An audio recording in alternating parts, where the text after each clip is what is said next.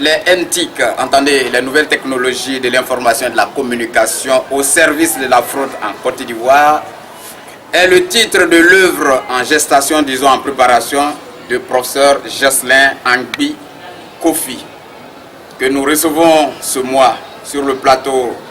Une œuvre, un auteur d'Agboville TV, surnom Agnebi TV.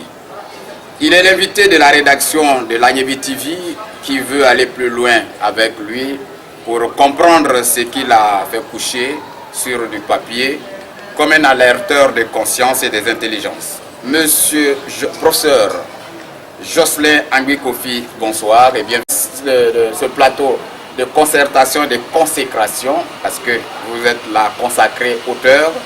Alors, consécration des auteurs et des acteurs qui font bouger le monde. Une fois encore, bonsoir. Bonsoir, monsieur. Première question que j'ai bien envie de vous poser.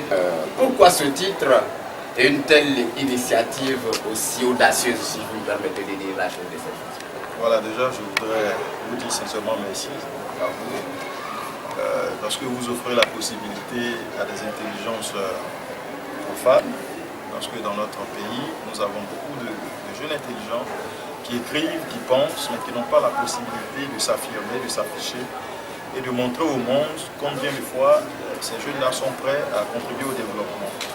Et à travers cette télévision de proximité, nous avons l'opportunité de nous exprimer sur certains faits, d'accord, qui sont vraiment très importants, des faits qui constitueraient des freins au développement de notre jeune nation.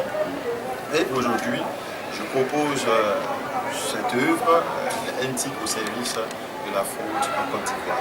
Pourquoi effectivement un tel titre? Pourquoi c'est vraiment ce titre? Voilà, vous êtes professeur d'économie. Effectivement. Pourquoi ce titre? Et en tant que professeur d'économie, vous savez que la notion de développement est quelque chose qui nous tient beaucoup à cœur. Et on ne peut pas être dans un pays comme la Côte d'Ivoire et le développement qui est tant recherché par tout le monde, par tous les Africains et par tous les Ivoiriens, on ne peut pas accepter que ce développement soit piétiné. Et à notre humble manière, nous essayons d'apporter quelques solutions. C'est pourquoi je propose ce titre. Nous savons très bien qu'un pays aujourd'hui ne peut avancer sans les NTIC. Cela veut donc dire que le développement ne peut pas se faire sans les NTIC. Passe forcément par les nouvelles technologies. Parce qu'aujourd'hui, à l'heure où nous sommes, tout le monde est en NTIC. Voilà. Parce que ce sont des nouvelles méthodes de communication. Voilà. Et lorsque vous n'êtes pas à cette ère, on vous considère comme un analphabète. Mais en même temps, ces NTIC, qui sont des moyens de développement, sont devenus des freins au développement de l'Afrique, notamment de la Côte d'Ivoire, à travers la fraude. C'est vous qui le dites.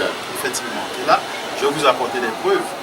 Parce qu'en tant qu'enseignant, cela fait maintenant 7 ans que j'enseigne dans les écoles secondaires, techniques et de BTS.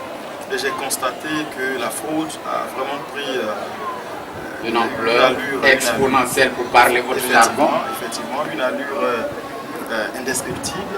Et on ne peut pas quand même être dans un pays comme celui-là et ne rien dire. On a l'impression que c'est devenu une norme pour tout le monde. Et nous autres qui souhaitons, d'accord, que notre pays aille de l'avant, surtout qu'on parle d'émergence, on parle de développement. À l'horizon 2020. À l'horizon 2020, disons ça comme ça, on ne peut pas se taire sur ce genre de choses. Steila Frésinel, voilà, le décor est planté. Nous recevons ce soir Jocelyn, professeur Jocelyn. Il est professeur d'économie. Il parle de NTIC, des nouvelles technologies de l'information et de la communication comme outil au service de la fraude, de la tricherie. Vous avez quelque chose à... Vous êtes professeur d'économie. Mais pourquoi pas vous vous intéresser à votre domaine et puis c'est les NTIC qui vous intéressent?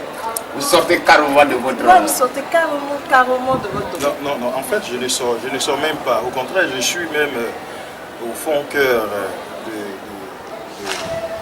mon domaine parce que je suis économiste de formation et je suis enseignant. En tant qu'enseignant, je fais partie du système éducatif.